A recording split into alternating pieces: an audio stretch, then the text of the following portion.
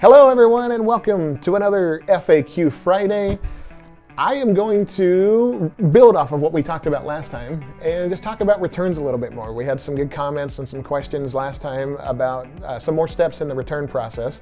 So I thought I'd take the time and just drop some knowledge here on what's going on. If you are returning an item because you're doing an exchange or because you've changed your mind, we do require that you pay for the return shipping. In this case, once we have it back, if we're doing an exchange, we're going to go ahead and send out the replacement for free. But if you're doing a refund, and same thing, you're going to pay for the return shipping on that. And then once we get the order back, we will put the refund back onto whatever payment method you use to place the order. If you have ordered and you've changed your mind and you're going to be sending that item back to us for a refund, if you qualified for free shipping, we will deduct the cost of the shipping from your return. Again, if it's something that you qualified for free shipping, that means we paid for the shipping and then you just changed your mind and you're sending the entire order back. Unfortunately, we're going to charge you for the shipping cost on that because it's not anything that we have done. You just changed your mind and that would have ended up costing us money. So that is part of the process as well. If you send an item back to us, but you haven't filled out any paperwork, you haven't contacted us saying that you want to send something back, we haven't gone through a process of doing any pictures or anything like that, you just sent it back to us and it showed up with no paperwork, that order is going to be subject to a 15% restocking fee. If we accept the return, there are times where we will reach out to the customer and find out, hey, what happened with this? Why did you send it back to us? And then because there's nothing going along with it and it slows down the entire process of us doing returns, those are subject to a 15% restocking fee. That information can be found on our website under our returns FAQ, just to kind of lay that information out there. It doesn't happen very often, but if it does, if you do need to return something, please contact us. Let's get it taken care of so that you're on the same page as we are and we know what's coming from you. You'll see on the website where it says all sales are final. A lot of these figures are one that come to mind that all sales are final. We can't return those. And our warehouse team, when we receive those in from the manufacturer, we are very rigorous in inspecting those to make sure that there are no damages of the items.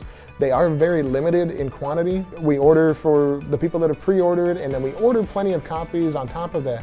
But if you've seen those in-stock notifications on our website too, a lot of people will sign up for those and they are gone in a matter of moments after that email is sent out to people letting them know that we have received these in stock.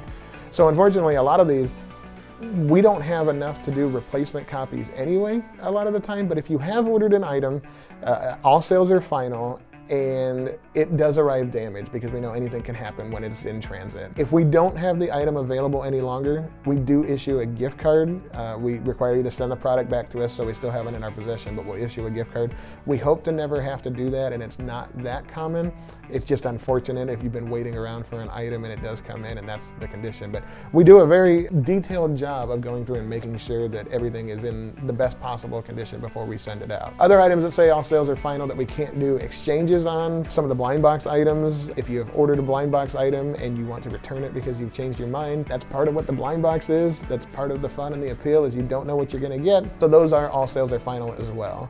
Now, we have had some comments come in too about the length of time that it takes for the return process.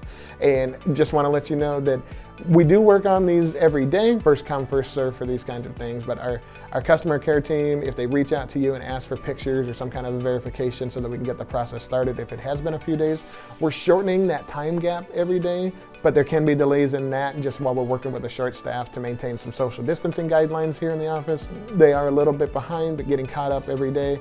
Same thing can happen in the warehouse. If the product has arrived back to us and you're expecting a refund, if the warehouse is kind of overwhelmed at the time and we're doing a lot of receiving and we're doing a lot of picking and packing orders, the returns will be delayed by a day or two.